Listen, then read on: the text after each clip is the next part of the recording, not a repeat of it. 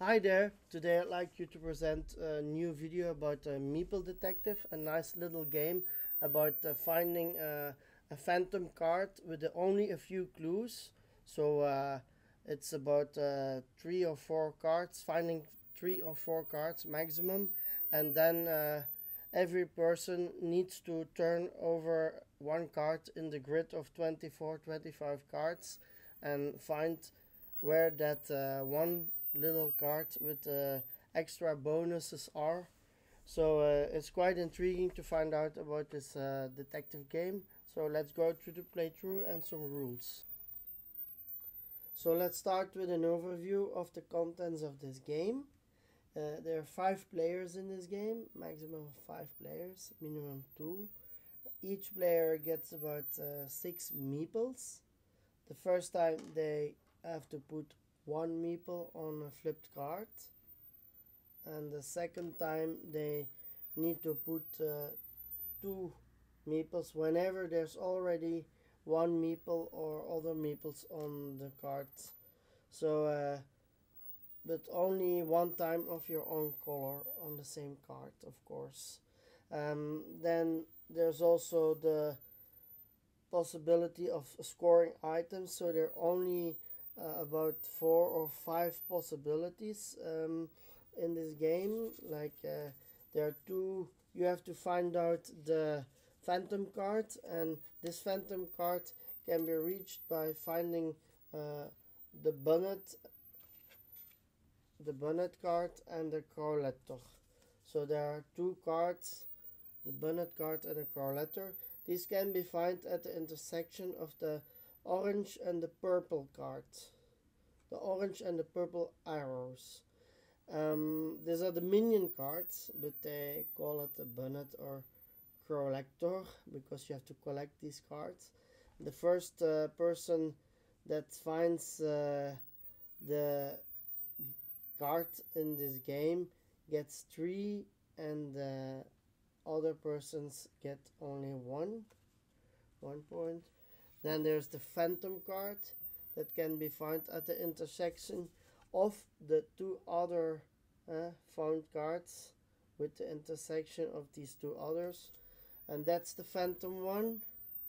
You also need to take into account to put the horizontal line and then afterwards the vertical line, but I will show you this in the grid later on. The card that is to be found gets the first person 5 points, and the other participants gets only 2 points whenever they are on this card, whenever they put their uh, meeple on their card. Then there's also other interesting bonus points for the several pairs of cards in the game. Sarah represents the one that is missing. So there are 4 types of cards, like in a normal card game: clubs, diamonds, hearts, and spades. And from these 8 cards, there is one at randomly selected that is missing. So there's only one of these 4 types of cards that can be considered a bonus point of 2 points. You need to find this one card by flipping or over or peeking over.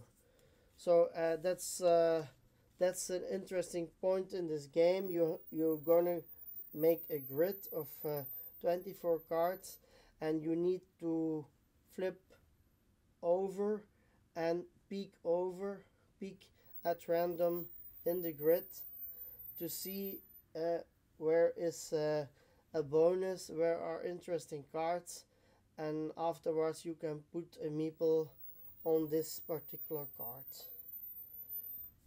Then the rest of the game, every other card that is not interesting, there are only 4 bonus cards. The other cards get a negative point.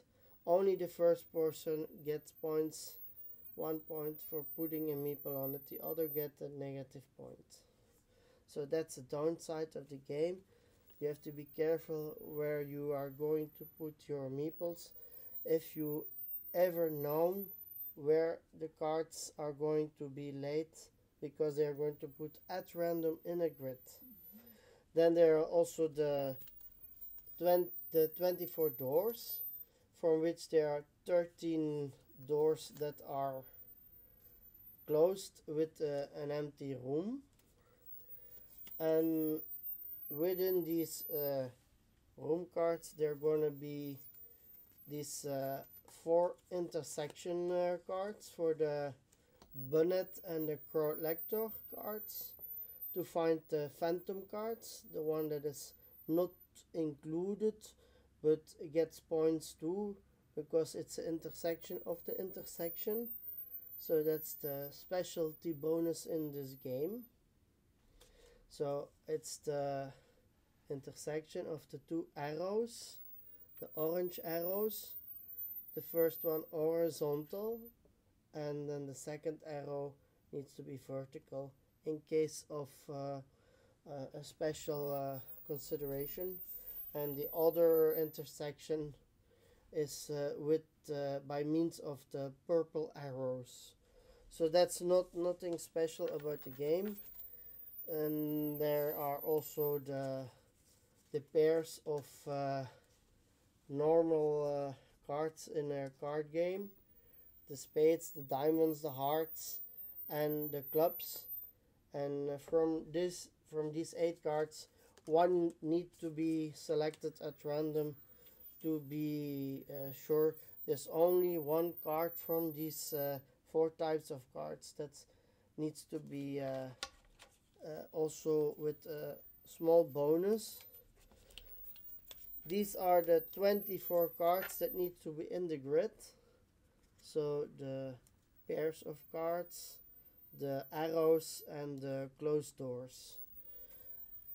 This is special for the game. You need to flip over 1 door card at a time per player, and afterwards peek at 1 gate.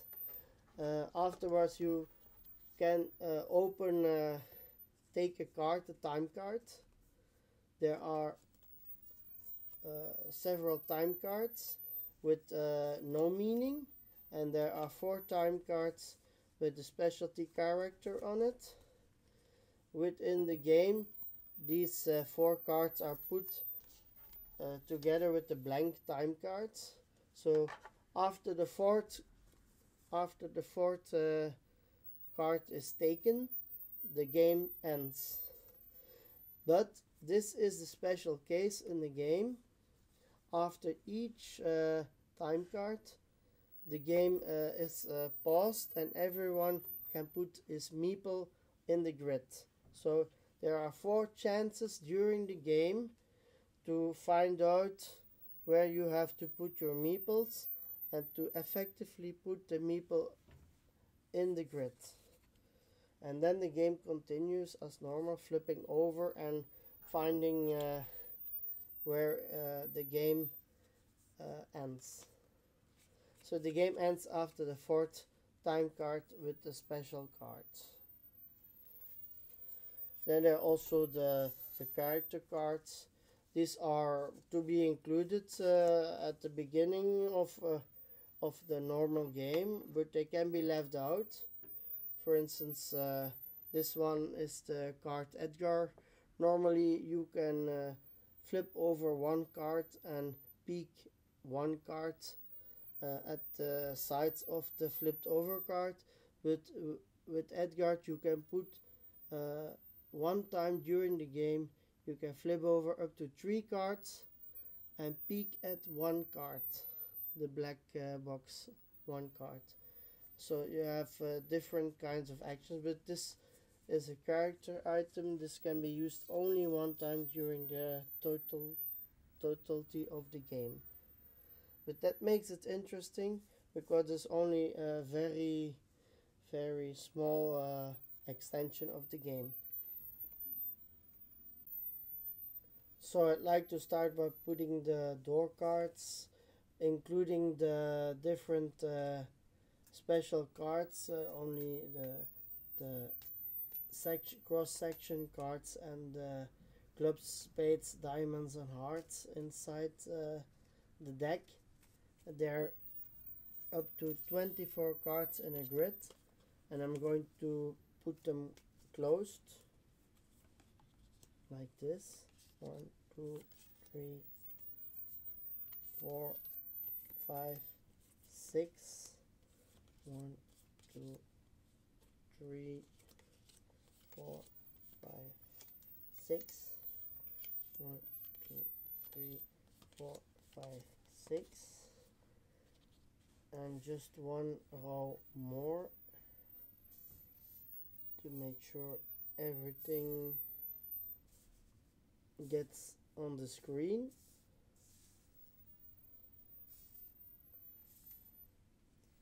One,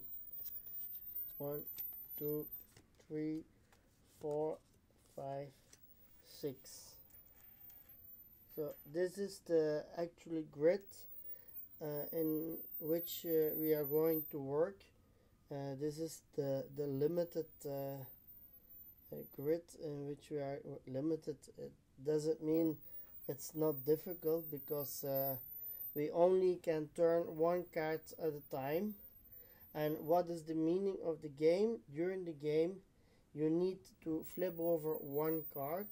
The first player gets to choose and gets to flip over one card, and he can pick another card just to see what's I cannot show it to the other players. He needs to put it back face down, but he can remember, because the cards are not changing during the game, so he can try to remember and later on try other cards. He can only flip a card horizontally or vertically from the card that he first flipped over. The second action they need to do after the person flips over a card, they need to check if the card is an event room. If the card is an event room, they can check a card from the deck of the cards of time cards. So this one is interesting, because if the person who draws a card from the time card deck and he draws a card with a special character, then everyone is getting a chance of putting a meeple on the cards. Whatever this means, everyone can put a meeple on a card, mostly on a card that is open, but when in the beginning there are no open cards, there can be a meeple on closed cards too.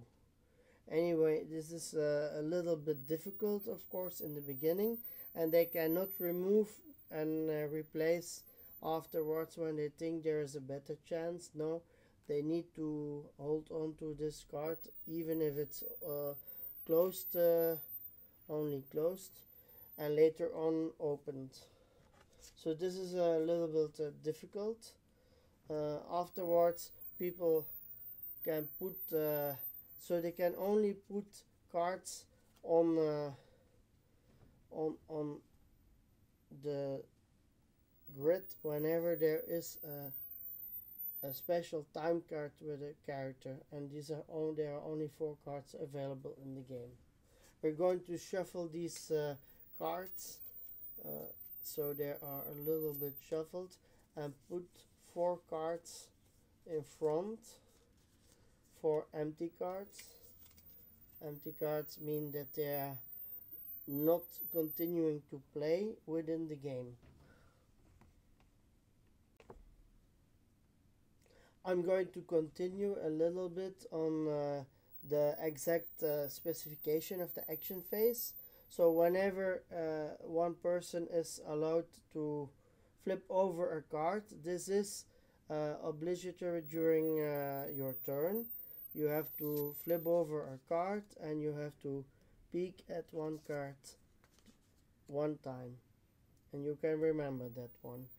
This whenever this is um, an, a door card, this is like an event room. There are 13 event room cards. The other cards are the cards of spades and clubs and hearts and diamonds and the clue cards. But these give not a right on the extra action afterwards, because there's a deck of time cards, and this deck needs only to be activated after this event room card. So whenever you flip over this event room card, you have the right to draw one time card, and then you have to put this time card on the event card in the grid. So in this case, it's an empty card. There's nothing possible. The player stops by putting by ending his turn this time. Then the second player is going to flip over another card in the game somewhere. It means he can flip over another card. This one is a clue card. A clue card for finding one of the bunny cards, one of the minion cards, and this one is the purple one. This is the bonnet card.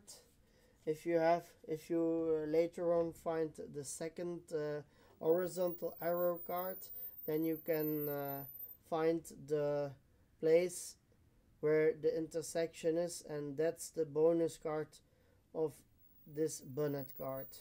So you can obviously think, if this is the card in this place, the other purple arrow card, then the intersection is going to be in this place, and you can score some bonus points, up to 3 points for the first and 1 point for the second others.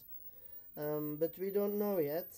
The person that is flipped over this card cannot draw a time card, because there is not a chance, because it needs to be an event room, and it already gives a right on the bonuses. So then the next player is going to flip over, but first this player can look also at a card and put it back, peek over, and of course most players can use their special character cards by peeking several times.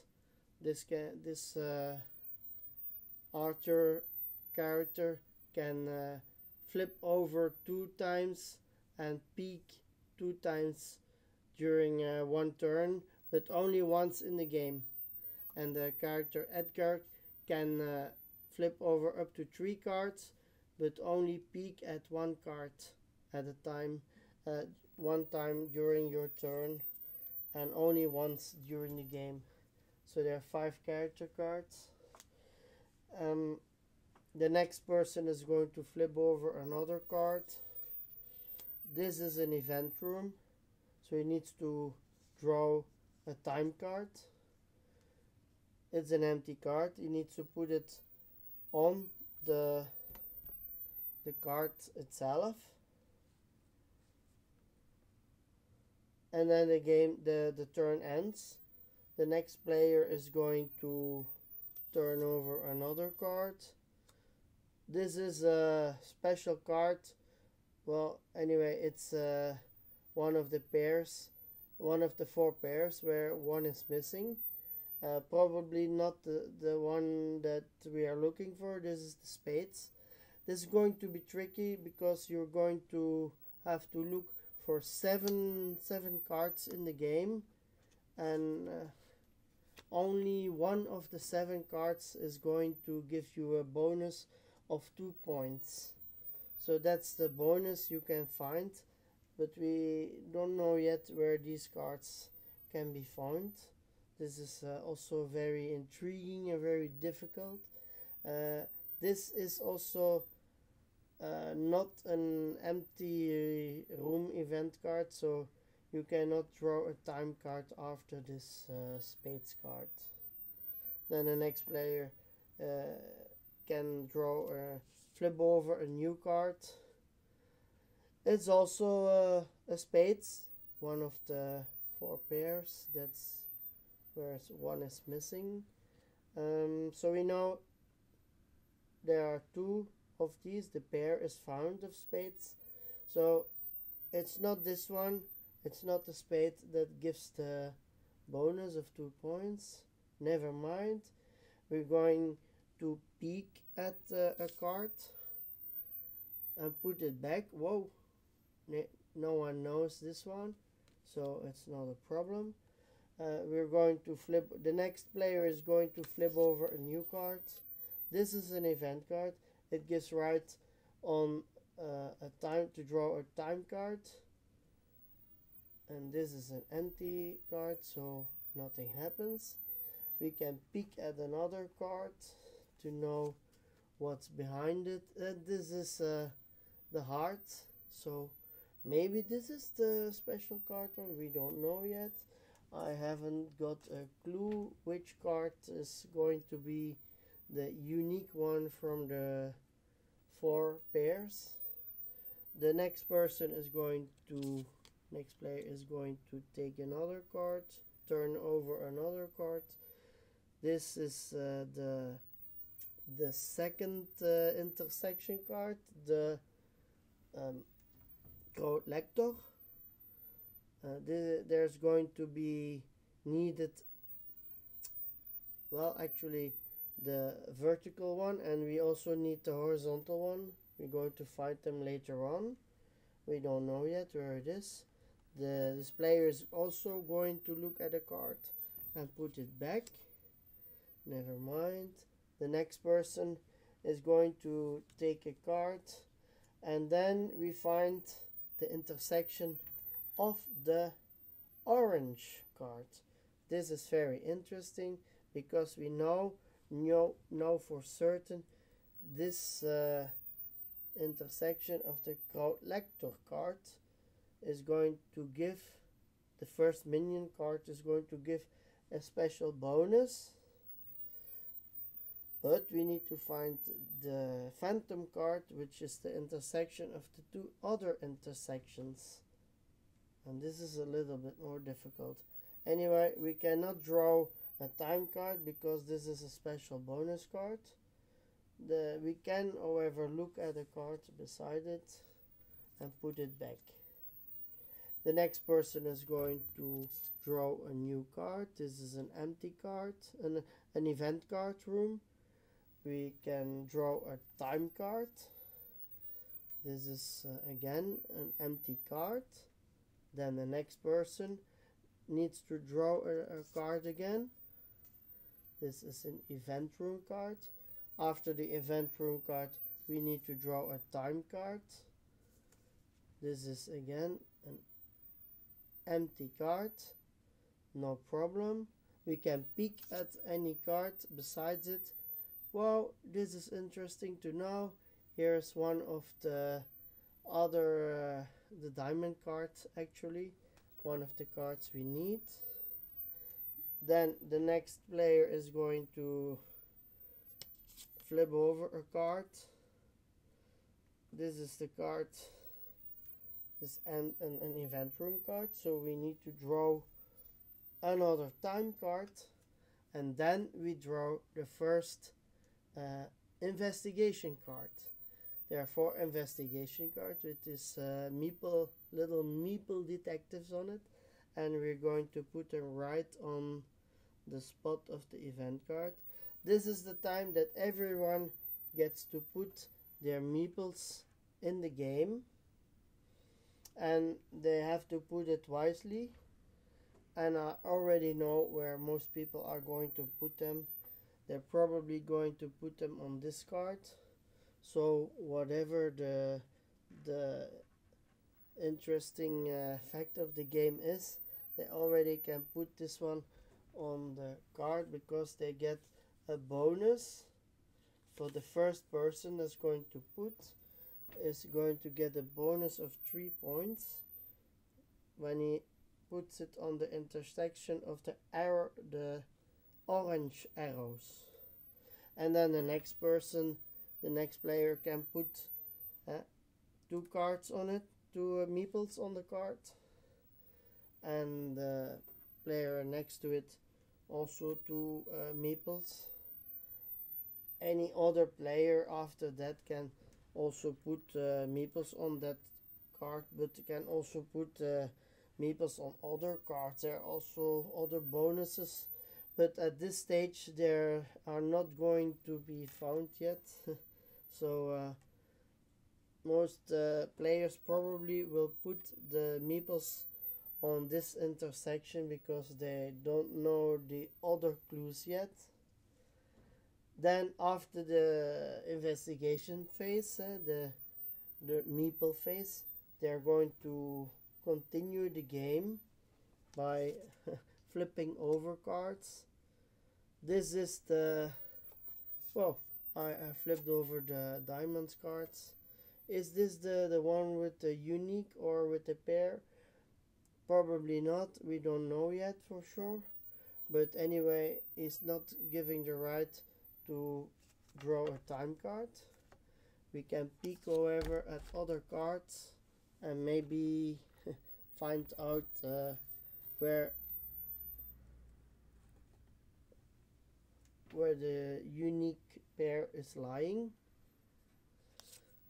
Then this one player gets an event room card, and already a new investigation card.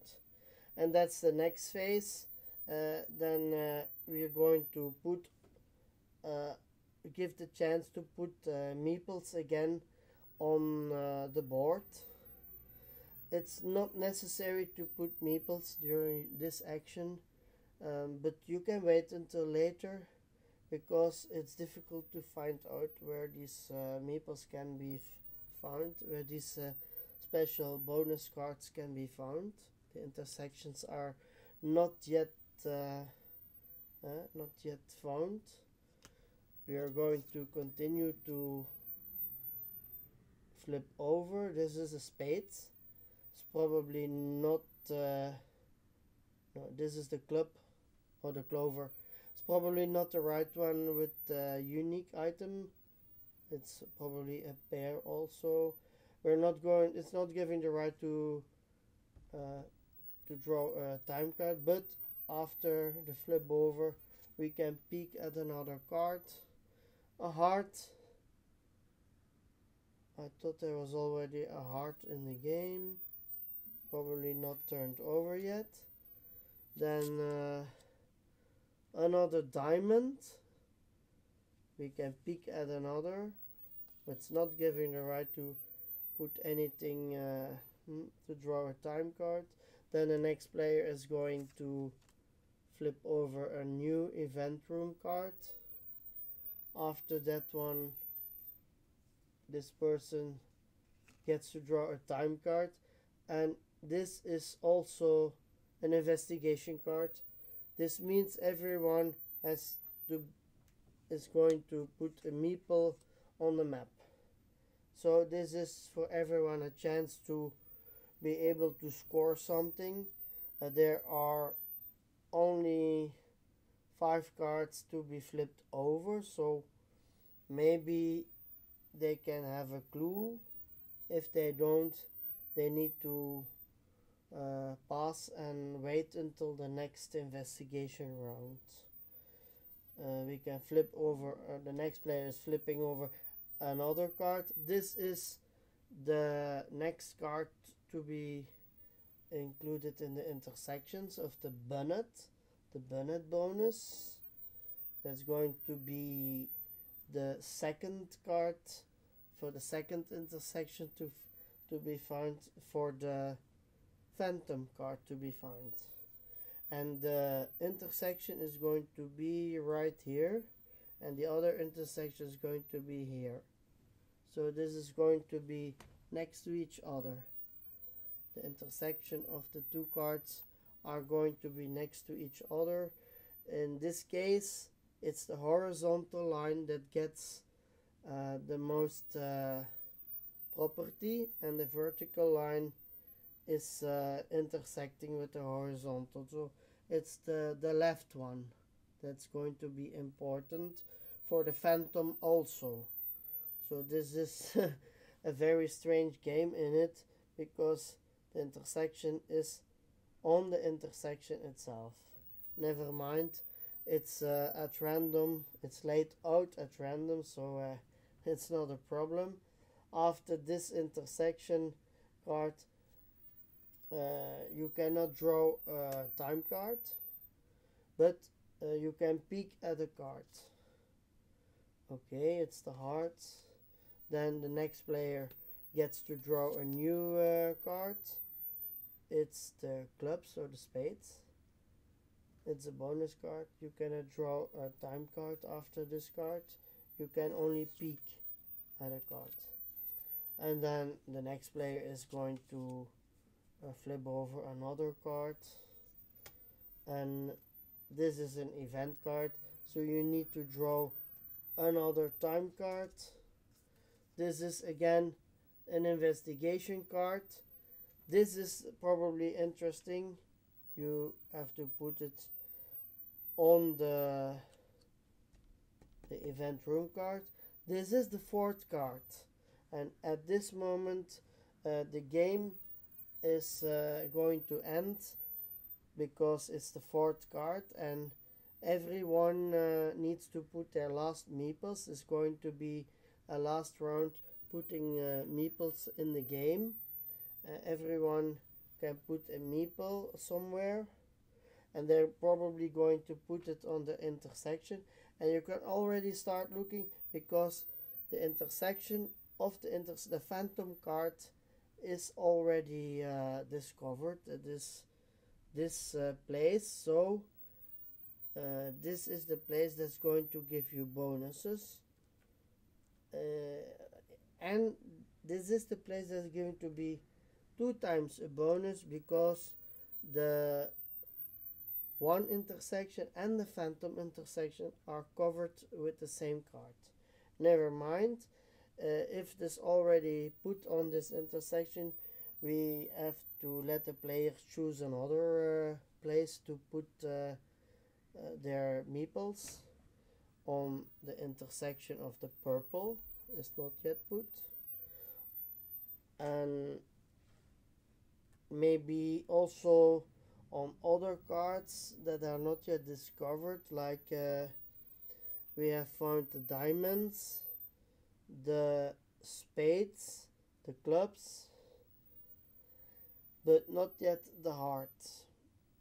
We think we know where the hearts are lying down, so this is here. Some people know that this is the heart, just the persons that already have the possibility to look at this card by peeking, they can put their meeple on it, and the other two can put it too on it. That's not the problem. They have to be able to know somewhere. Guessing is permitted, but if you are guessing wrong, then you get a negative point too. And there's also one last card. Anyway, after the investigation, the fourth investigation phase is finished. The game ends, and all cards are flipped over, and we can start by collecting the points. Everyone that is first on a bonus card gets the points at the left of the card, and the other one get 1 point, even if they are with 2 meeples on the card. This only means that you are second or third player on this particular card. It doesn't mean anything else. The cards with the specialty bonus is the phantom card that needed to be discovered. Sometimes they are double, sometimes not. It gives bonus point of 5 points, the phantom card, and the person second and third and fourth get 2. You need to be able to make the horizontal connection, the horizontal line first, and then the vertical line with the intersection of the 2 other cards to be able to make the diagram in the grid where the intersection is laid. You can bluff during the game too. You can guess if it is not possible in the beginning, but you can pass. And the bluffing, the other cards, there are 4 cards and 3 intersections and one unique card of club, spades, hearts, or diamonds. The other cards in the game, there's 20 cards, are bluffing boxes. You only get 1 point whenever you put it on the you only get 1 point, and the other persons get a negative point. So this is very interesting to know because it's a little bit tricky. So if you put your meeples on other cards with a meeple on it and it doesn't count as then you get a negative point. Only the first one gets 1 point. So this is in short what's going to be needed to find these only 4 intriguing cards in the game, and the phantom card that has no real picture in it, and then find whoever wins the game of this intriguing detective game, a special game I think with special characters.